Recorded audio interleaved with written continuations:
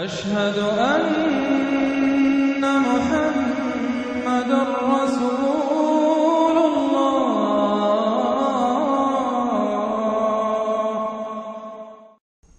اگلی صورت میں 3 جوڑے بلکہ 2 جوڑے آ رہے ہیں صرف۔ واللیل اذا یغشا، قسم ہے رات کی جبکہ وہ ڈھانپ لیتی ہے۔ والنہار اذا تجلی، قسم ہے دن کی جبکہ وہ روشن ہو جاتا ہے۔ یہ ہمارے خارج میں آفاق کے اندر دن اور رات۔ وما خلق الذکر والانثی، ہمارے انفس میں ہمارے اندر کوئی مذکر ہے، کوئی مؤنث ہے، کوئی مرد ہے، کوئی عورت ہے۔ یہ جو تضادات بظاہر نظر آتے ہیں حقیقت میں تضادات نہیں ہیں، ان دونوں کے مل کے ہی در حقیقت فطرت اپنے مقاصد کی تکمیل کر رہی ہے۔ دن اور رات کے فرق سے ہی سارا نباتاتی نظام جو ہے وہ سارا کا سارا اسی کے ساتھ وابستہ ہے، اسی سے اس کا ریسپریٹری سسٹم ہے، اسی سے یہ فوٹو سنتھسس اور سب کا یہ جو سولر انرجی ہے اس کا درختوں کی لکڑیوں میں آ کے سٹور ہو رہا ہے۔ یہ کیا ہو رہا ہے؟ سارا کا سارا دن اور رات کے ساتھ ہے۔ اسی طریقے سے مرد اور عورت اگر یہ فرق نہ ہو تو اولاد کیسے ہو، آگے نسل کیسے چلے؟ تو تضادات میں بھی توافق ہے یہاں، اگرچہ بعض چیزیں بظاہر متضاد ہیں لیکن ان میں توافق ہے۔ اللہ تعالیٰ نے اسی لیے پیدا کیا، لیکن ساتھ ہی یہ بتا دیا کہ جیسے یہ تضادات تمہیں نظر آ رہے ہیں واضح طور پر دن اور رات، نر اور مادہ، ایسے ہی ان سعیکم لشتی، تمہاری جو سعی ہے، محنت ہے، بھاگ دوڑ ہے، وہ تو سب کر رہے ہیں۔ وہ تو کل ہم پڑھ چکے سورہ بلد میں، لقد خلقنا الانسان فی کبد، ہم نے تمام انسانوں کو مشقت میں پیدا کیا۔ مشقت انسان کا مقدر ہے، محنت کرنی ہے، جد و جہد کرنی ہے، معاشی جد و جہد ہے، اور بھی جو ہے پھر اولاد کا پالنا ہے۔ لا اقسم بہذا البلد وانت حل بہذا البلد، کسی کا کوئی نظریہ بھی بن گیا ہے، کوئی آئیڈیل بھی ہے، کسی آئیڈیالوجی کا ماننے والا ہے، اب اس پر اس کا بوجھ ہے کہ اس آئیڈیالوجی کو پروموٹ کرے، اس نظریے کو پھیلائے، اور پھر یہ کہ اس نظام کو قائم کرنے کے لیے تن من دھن لگائے۔ تو کتنے بوجھ ہیں انسانوں پر، پھر کتنے صدمے انسان اٹھاتا ہے۔ تو فرمایا کہ لا اقسم بہذا البلد وانت حل بہذا البلد ووالد وما ولد لقد خلقنا الانسان فی کبد۔ مشقت تو ہر ایک کو کرنی ہے، لیکن جو نتیجے نکلتے ہیں مشقت کے وہ بالکل برعکس ہے، رات اور دن کا سا تضاد ہے ان میں۔ ان سعیکم لشتی، کوئی شخص اس محنت کے نتیجے میں اپنے آپ کو جنت کا مستحق بنا لیتا ہے، کوئی شخص اسی محنت کے نتیجے میں اپنے آپ کو دوزخ کا مستحق بنا لیتا ہے، راستے جدا ہو جاتے ہیں۔ اس کی بڑی پیاری تشریح ایک حدیث میں آئی ہے، حضور نے فرمایا کل نفس یغدو، ہر جان جو ہے صبح جب ہوتی ہے ہر انسان کی، فبائع نفسہا، پھر یہ کہ وہ اپنے نفس کو بیچتا۔ اب کوئی دفتر جا رہا ہے اپنی صلاحیت بیچ رہا ہے، کوئی بیچارہ وہ چونکہ اور کچھ نہیں سیکھ سکا تھا، اینٹیں ڈھو رہا ہے، تعمیر کا جہاں ہو رہی ہے، کوئی کسی چلا رہا ہے، کوئی ہل چلا رہا ہے، کسی کی مشقت، کوئی اپنی جسمانی جو قوت ہے وہ بیچ رہا ہے، کوئی اپنی ذہنی صلاحیت، اپنی ایکسپرٹیز، ڈاکٹر ہے اس نے بڑی مشکل سے فن حاصل کیا ہے، وہ بیٹھ کے فیس لے رہا ہے، لیکن بیچ رہا ہے اپنے آپ کو، اپنا وقت بیچ رہا ہے۔ تو کل نفس یغدو فبائع نفسہ فموتقھا وموبقھا، دن بھر کی محنت کر کے شخص ایک وہ شخص ہے جس نے حلال کو پیش نظر رکھا، حرام سے بچا، جھوٹ نہیں بولا، کسی کو دھوکہ نہیں دیا، کسی کے ساتھ جو ہے بے ایمانی نہیں کی، وہ شام کو آئے گا تو مشقت تو اس نے بھی کی ہے لیکن یہ لے کر آئے گا اللہ کی رحمت۔ دوسرا شخص مشقت اس نے بھی کی ہے، کہیں کم تول دیا تھا، کہیں کم ماپ دیا تھا، کہیں جھوٹ بول دیا تھا، کہیں کسی کی حق تلفی کی تھی، کہیں کسی کی عزت نفس پر حملہ کر دیا تھا، وہ مشقت بھی کر کے آئے گا اور شام کو جہنم کی گٹھڑی لے کر آئے گا اپنے کندھے پر، یا وہ نفس کو جہنم سے آزاد کرا کے آیا شام کو، اور یا وہ شام کو جہنم کے عذاب کی ایک گٹھڑی لے آیا ہے۔ تو کل نفس یغدو فبائع نفسہ فموتقھا وموبقھا۔ اب وہ بات ہے، اب یہ اس ایک بار سے سمجھ لیجئے کہ میرے نزدیک قرآن مجید کی اہم ترین یہ صورت ہے۔ ایک راستہ ہے، اس کے 3 اوصاف بیان کیے ہیں، اگر یہ 3 اوصاف ہوں گے تو خیر کے راستے پر آدمی بڑھتا چلا جائے گا، اور اگر اس کے برعکس 3 صلاحیتیں ہوں گی تو انسان گرتا چلا جائے گا، شر کی طرف جو ہے وہ اس کا قدم آگے سے آگے بڑھتا چلا جائے گا۔ پہلے 3 اوصاف کون سے ہیں؟ واللیل اذا یغشا والنہار اذا تجلی وما خلق الذکر والانثی ان سعیکم لشتی فاما من اعطی واتقی وصدق بالحسنی۔ جس شخص میں عطا ہے، جود ہے، سخاوت ہے، کسی کو بھوکا دیکھے تو اگر ایک روٹی ہے تو اس کو بھی بانٹ کر کھا سکے، کسی کو تکلیف میں دیکھے تو اگر اس کے پاس کوئی ہے ایسی چیز جس سے کہ اس کی تکلیف وہ رفع کر سکتا ہو تو دریغ نہ کرے، یہ عطا ہے، جود، عطا، سخاوت۔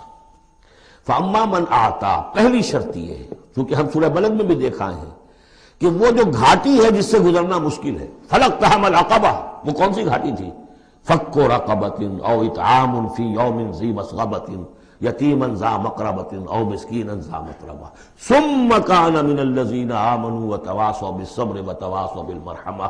اس گھاٹی کو عبور کر کے اگر اہل ایمان میں شامل ہوگا تو ابو بکر صدیق بنے گا، عمر فاروق بنے گا، عثمان غنی بنے گا، اور اس گھاٹی کو عبور کیے بغیر کسی وجہ سے اسلام لے آیا عبداللہ ابن ابی بن جائے گا۔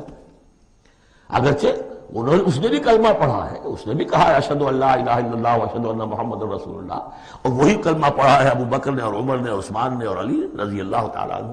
لیکن فرق کیا ہے؟ یہ زمین کچھ اور تھی جس میں بیج پڑا ہے، وہ زمین کچھ اور تھی جس میں بیج پڑا ہے، وہ زمین میں ہل چل چکا تھا۔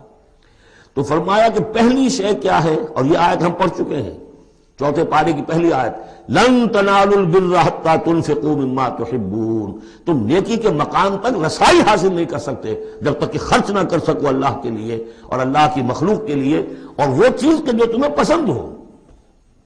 یہ نہیں کہ جو اذکار رفتہ ہو گئی، بیکار ہو گئی، پرانی ہو گئی، دل سے اتر گئی، وہ دے دیا اور پھر سمجھا کہ ہم نے حاتم طائی کی قبر کو لات مار دی ہے، یہ نہیں۔ مما تحبون، نیکی کی گرد کو نہیں پہنچ سکتے، لن تنالوا البر حتى تنفقوا مما تحبون۔ تو پہلی شرط ہے اعطاء، دوسرا ہے واتقا۔ واتقا کیا ہے؟ وہی اخلاقی حص جو ہے وہ اگر بیدار ہے، نتیجہ کیا نکلے گا کہ وہ پھر نیکی کرنا چاہے گا، بدی سے بچے گا۔ وہی فَأَلْهَمَهَا فُجُورَهَا وَتَقْوَاهَا، اگر یہ حص مر نہیں گئی ہے، یہ دفن نہیں ہو گئی ہے، اس کے اوپر حوث جو ہے اس کا غلبہ نہیں ہو گیا ہے، کوئی اور غلط جو ہے انسان کا رجحان اس نے اسے دبا کر نہیں رکھ دیا ہے، تو تقا اس کے اندر ہوگا، میرا میں کسی کا دل نہ دکھا دوں، میں کسی کا حق نہ مار لوں، اس کے اندر ایک احساس ذمہ داری جو ہے وہ موجود رہے گا۔ اور تیسری شرط وصدق بالحسنی، جو بھی اچھی بات اس کے سامنے رکھی جائے اور اس کا دل گواہی دے دے کہ ہاں بات ٹھیک ہے، فوراً قبول کرے، تصدیق کرے۔ اس وقت یہ نہ کرے کہ یہ میں اگر مان لوں گا تو فلاں چیز چھوڑنی پڑ جائے گی، یہ اگر مان لوں گا تو فلاں کام کرنا پڑ جائے گا، یہ اگر مان لوں گا تو فلاں شخص ناراض ہو جائے گا، یہ اگر مان لوں گا تو مجھے یہ نقصان ہو جائے گا۔ اگر یہ سوچ کر رک گیا تو فیل ہو جائے گا۔ بلکہ یہ کہ جب دل نے گواہی دے دی کہ ہاں ٹھیک ہے، حق ہے، صحیح ہے، فوراً کہو دیکھیے جی آپ کی یہ بات، یعنی اس کو سمجھیے پریکٹیکلی، اگر آپ کسی بحثی میں بھی مبتلا ہو گئے کسی کے ساتھ، اور پھر یہ ہے کہ آپ نے کسی وقت محسوس بھی کر لیا کہ پلڑا اس کا بھاری ہے، بات اس کی صحیح ہے، لیکن ایک یہ کہ اڑے ہوئے، اب کیسے مان لوں میں کہ میں ہار گیا۔ ایک یہ کہ شخص کہ ٹھیک ہے صاحب آپ کی یہ بات مجھے بالکل دل کو لگی ہے، ٹھیک ہے، ابھی اور غور کریں گے، سوچیں گے، چلیں گے آگے اور اس مسئلے پر، لیکن یہ بات آپ کی ٹھیک ہے۔ اس سے انسان کے اندر جو ہے پھر وہ ہم آہنگی پیدا ہوتی ہے، بات آگے بڑھتی ہے۔ لیکن یہاں سمجھ لیجیے کہ بنیادی طور پر یہ تین اوصاف ہیں، فاما من آتا، بخل نہ ہو، اتقا اور اس کے اندر یہ اخلاقی حس بیدار ہو، نمبر تین جو اچھی بات سامنے آئے اس کی تصدیق کر دیں، فَسَنُيَسِّرُهُ لِلْيُسْرَىٰ، تو ہوتے ہوتے ہم آسانی سے، اب یہ لفظ بھی آ چکا تھا سورہ علق میں، وَنُيَسِّرُكَ لِلْيُسْرَىٰ، میں نے کہا تھا اس لفظ کو یہاں نوٹ کر لیجئے اور یہیں سے یہ بات آگے کھلے گی۔ فَسَنُيَسِّرُهُ لِلْيُسْرَىٰ، جس شخص میں یہ تین اوصاف ہوں گے ہم انہیں رفتہ رفتہ سب سے اونچی اور سب سے اچھی جو اس آسانی والی شاید منزل ہے جنت، وہاں پہنچا دیں گے۔ اب اس کے برعکس دیکھیے ترتیب، وَأَمَّا مَن بَخِلَ، اعطاء کے مقابلے میں بخل آ گیا، وَاسْتَغْنَىٰ، بے پرواہ ہے، اسے پرواہ ہی نہیں، دریا کو اپنی موج کی طغیانیوں سے کام، کشتی کسی کی پار ہو یا درمیان رہے، ہمیں سے کیا غرض ہے، وہ تو اپنی اس میں دھن میں لگے جا رہے ہیں، کسی کا دل مسل دیا، کسی کے جذبات کے اوپر جو ہے ٹھیس پہنچا دی، کسی کو کچھ کر دیا، کسی کا مال ہڑپ کر لیا، کسی کو اور کسی طرح سے اس کی عزت کے اوپر جو ہے کوئی حملہ کر دیا، چلے جا رہے۔ استغنا، انہیں یہ احساس ہی نہیں ہے کہ نیکی اور بری کا معاملہ بھی ہے اور مجھے سیدھے راستے پر چلنا ہے، برائی کے راستے پر نہیں۔ وَكَذَّبَ بِالْحُسْنَىٰ، اچھی بات پیش کی جائے جھٹلا دیتے ہیں، دل گواہی دے چکا ہے کہ بات اچھی ہے، یعنی پھر جھٹلا دے کسی تعصب کی وجہ سے، کسی ضد کی وجہ سے، تکبر کی وجہ سے، ہٹ دھرمی کی وجہ سے، فَسَنُيَسِّرُهُ لِلْعُسْرَىٰ، تو ایسے شخص کو ہم آہستہ آہستہ تدریجاً سب سے بڑی مشکل یعنی جہنم میں پہنچا دیں گے۔ تو یہ گویا کہ اب دو راستے، ان سعیکم لشتیٰ، تمہاری جد و جہد جو ہے زندگانی کی، ان کے یہ دو رخ ہیں۔ اگر تو یہ ہے اما من اعطا واتقا وصدق بالحسنی، اگر یہ تینوں چیزیں بتمام و کمال موجود ہوں تو وہ شخص صدیق بنے گا، ابو بکر صدیق بنے گا رضی اللہ تعالی عنہ، ان کے نقش قدم پر چلنے والا ہوگا۔ اور اگر ان تینوں سے کوئی چیز کمی ہے تو کہیں بیچ میں لٹک جائے گا، اور تینوں ہی نہیں ہے تو معلوم ہوا کہ وہ بدترین خلائق ہوگا پھر، جس کا کہ سب سے بڑا کردار جو قرآن مجید میں آتا ہے وہ ابو لہب ہے۔ ابو جہل جو ہے وہ بدترین نہیں تھا، اچھی طرح سمجھ لیجئے، وہ تو جب آج ہم پڑھیں گے، جب سورہ علق آئے گی تب اس کے کردار کا نقشہ سامنے آئے گا۔ اس کی شخصیت بڑی اونچی شخصیت تھی بعض اعتبارات سے، میں سنا چکا ہوں، نے صاف مانا تھا کہ محمد جھوٹ نہیں کہہ رہے، جو کچھ کہہ رہے ہیں صحیح کہہ رہے ہیں، لیکن میں نہیں مان سکتا۔ اس کا مطلب ہے ہمیشہ کے لیے ہم بنو امیہ جو ان کے غلام ہو جائیں گے، بنو ہاشم کے، یہ میرے لیے قبول نہیں۔ صاف تو کہا نا کم سے کم، give the devil his due۔ اسی طریقے سے جس باطل دین کا وہ علمبردار تھا اس کے لیے اس نے بھی گردن کٹوائی ہے، قربانی دی ہے اس نے۔ ابو لہب نے 2 مرسنریز بھیج دیے، تم چلے جاؤ، میں تمہیں پیسے دے دوں گا، تم جاؤ، تم لڑاؤ میری جگہ پر، اس لیے کہ اس میں وہ بات نہیں تھی، اس میں مردانگی تھی۔ کوئی وجہ تھی کہ حضور نے 2 شخصوں کو برابر تولا ہے، عمر ابن الخطاب اور عمرو ابن ہشام میں سے اللہ کسی ایک کو میری جھولی میں ڈال دے، کوئی وجہ تھی نا آخر، دونوں کو کیسے کیا ہے؟ اگر کہیں وہ بھی ایمان لایا ہوتا تو عمر ابن الخطاب کی طرح کا مسلمان ہوتا، پھر وہ اس طرح کا ڈھیلا مسلمان نہ ہوتا، وہ عبداللہ ابن ابی والا مسلمان نہ ہوتا۔ تو یہ شخصیتوں کا معاملہ ہوتا ہے، تو جس میں تینوں اوصاف نہیں ہے وہ گیا بدترین خلائق، جس میں کچھ ہے وہ پھر کچھ دیر لگا کے آ جائے گا، کچھ وقت لگے گا اسے، لیکن یہ 3 اوصاف ہی ہیں تعمیر سیرت کے اس اعتبار سے کہ جو فیصلہ کن ہیں۔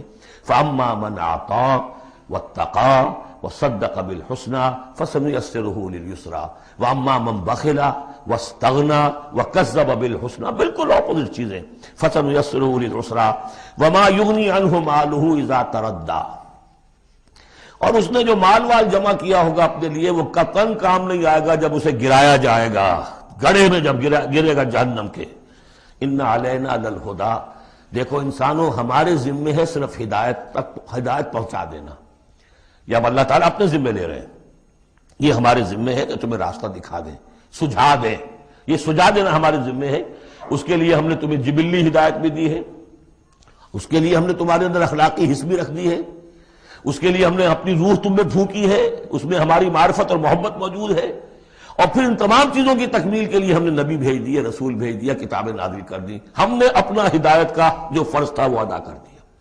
ان علینا للہدیٰ وان لنا للآخرۃ والأولیٰ، پھر ہمارے ہی لیے ہے اختیار آخرت کا بھی اور اولیٰ کا بھی، دنیا کا بھی، پھر فیصلہ ہم کریں گے کہ کون اب اس قابل ہو گیا ہے کہ دنیا کو ان کے بوجھ سے پاک کر دیا جائے، زمین کو ان کے بوجھ سے آزاد کر دیا جائے، پوری قوموں کو ملیا بیٹ کر دیا جائے، فیصلہ کرتے ہیں۔ وہ پڑھ چکے پچھلی صورت میں، فَدَمْدَمَ عَلَيْهِمْ رَبُّهُمْ بِذَنبِهِمْ فَسَوَّاهَا، ایسے ہے کہ جیسے کسی باغ میں سے کوڑا کرکٹ جمع کیا جائے اور پھر اسے آگ دکھا دی جائے، اس لیے کہ اس باغ کے لیے بدنما داغ ہے۔ اب تو یہ کہ وہ انسان جو ہے کہ جو پھر اس حد تک ہدایت کے واضح ہو جانے کے بعد کہ نبی آ گیا، کتاب آ گئی اور اس نے ماڈل پیش کر دیا اپنی زندگی کے اندر، پھر بھی نہیں مانا، تو پھر یہ جو بھی فیصلہ ہے وہ ہم کرتے ہیں۔ فَأَنذَرْتُكُمْ نَارًا تَلَظَّىٰ، دیکھو میں نے تمہیں خبردار کر دیا اس آگ سے جو بھڑک رہی ہے اور وہ منتظر ہے۔ لا یصلاھا، ہم دیکھ چکے ہیں کئی جگہ آیا ہے کہ وہ تو دھاڑ رہی ہے بھوکے شیر کی طرح، اسے تو چاہیے اپنی خوراک۔ لا یصلاھا الا الاشقی، نہیں پڑے گا اس میں مگر وہی جو بہت ہی بدبخت ہے۔ کیوں؟ کم بدبخت تو اگر ہوتا معاملہ تو اور ہوتا، یہ محمد کے آنے کے بعد بھی صلی اللہ علیہ وسلم جس کی حقیقت نظر نہیں آئی تو اس سے بڑا بدبخت کوئی ہے ہی نہیں۔ اس لیے کہ اگر کچھ اندھیرا ہو، کچھ روشنی ہو، آدمی ٹھوکر کھا جائے، چلیے بھائی کچھ اندھیرا بھی تھا، جھٹپٹا تھا، پوری روشنی نہیں تھی، نصف النہار پر سورج چمک رہا ہو اور آپ ٹھوکر کھائیں تو پھر قصور کس کا ہے؟ تو آپ کا ہے۔ اس اعتبار سے اب بعثت محمدی کے بعد صلی اللہ علیہ وسلم جس شخص نے اپنے آپ کو محروم رکھا وہ اشقا ہے۔ لا یصلاھا الا الاشقی الذی کذب وتولی، جس نے جھٹلایا ہے اور منہ پھیر لیا ہے۔ وَسَيُجَنَّبُهَا الْأَتْقَى، اور ہم بچا دیں گے یا بچا دیا جائے گا اس سے جو بہت ہی متقی ہے۔ اس آیت کے بارے میں تقریباً کنسنسس ہے کہ یہاں مراد حضرت ابوبکر ہے رضی اللہ تعالی عنہ۔ اتقا، وہ تینوں صفات بتمام و کمال جس میں تھے وہ ابوبکر تھے۔ یہی وجہ ہے کہ تصدیق بالحسنہ میں ایک لحظہ نہیں لگا۔ حضور فرماتے ہیں کہ میں نے جس کے سامنے بھی اپنی نبوت کی دعوت رکھی اس نے ضرور کچھ نہ کچھ توقف کیا، سوچا، سوائے ابوبکر کے کہ ایک لحظے کا توقف نہیں کیا۔ اور ان کی شخصیت کے اندر وہی چیزیں موجود تھیں، غریبوں کے اوپر شفقت تھی، نیکی کی، اور بنیادی طور پر وہ موحد تھے، انہوں نے کبھی بت پرستی اختیار نہیں کی زندگی میں، تو وہ صلاحیت جو ہے تقویٰ بھی تھا، اعطاء بھی تھا، خرچ کرنے کی صلاحیت تھی۔ انہوں نے خرید کر جو ہے غلام جتنے تھے جو مسلمان ہو گئے تھے، غلام اور کنیزیں، اور جن کے اوپر سخت جو ہے پرسیکیوشن ہو رہی تھی، ٹارچر ہو رہا تھا ان کے آقاؤں کی طرف سے، منہ مانگے دام دے کر ان کے آقاؤں کو نے خریدا ہے اور آزاد کیا ہے۔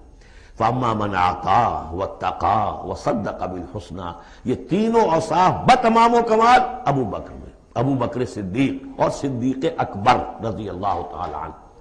خواتین میں الصدیقۃ الکبریٰ حضرت خدیجہ الکبریٰ ہے رضی اللہ تعالی عنہ۔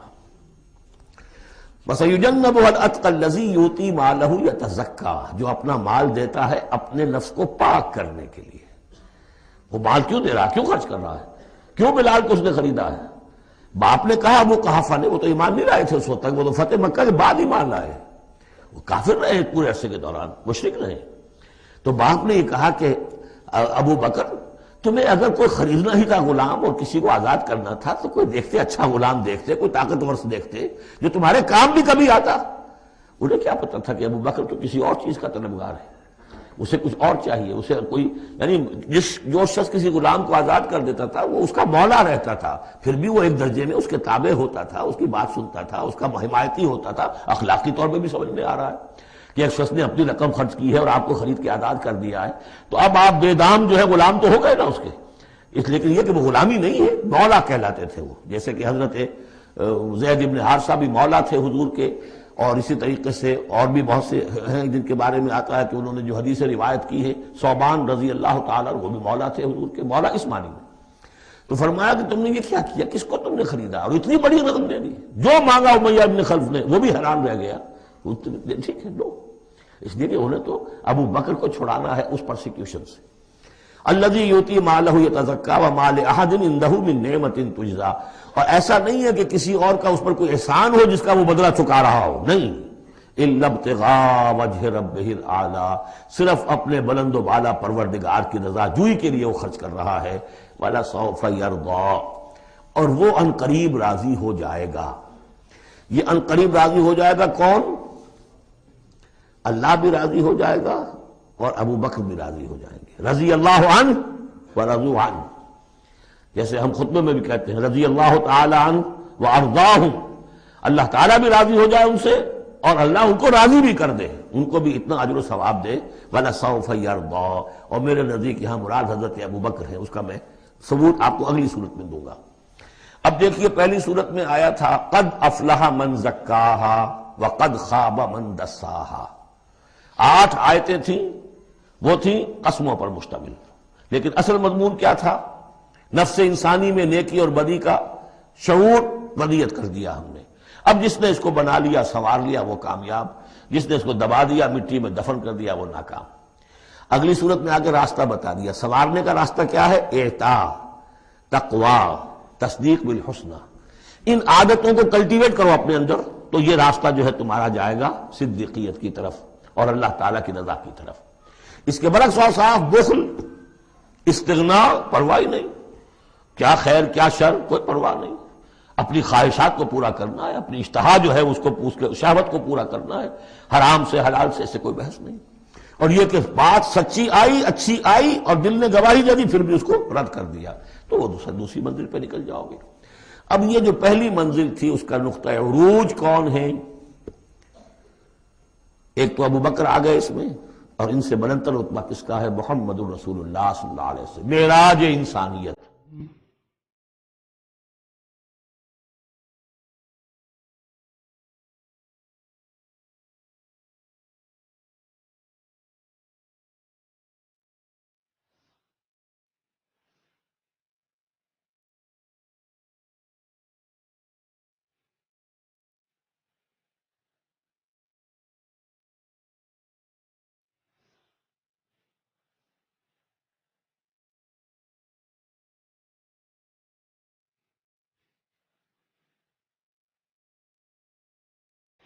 مولاي صل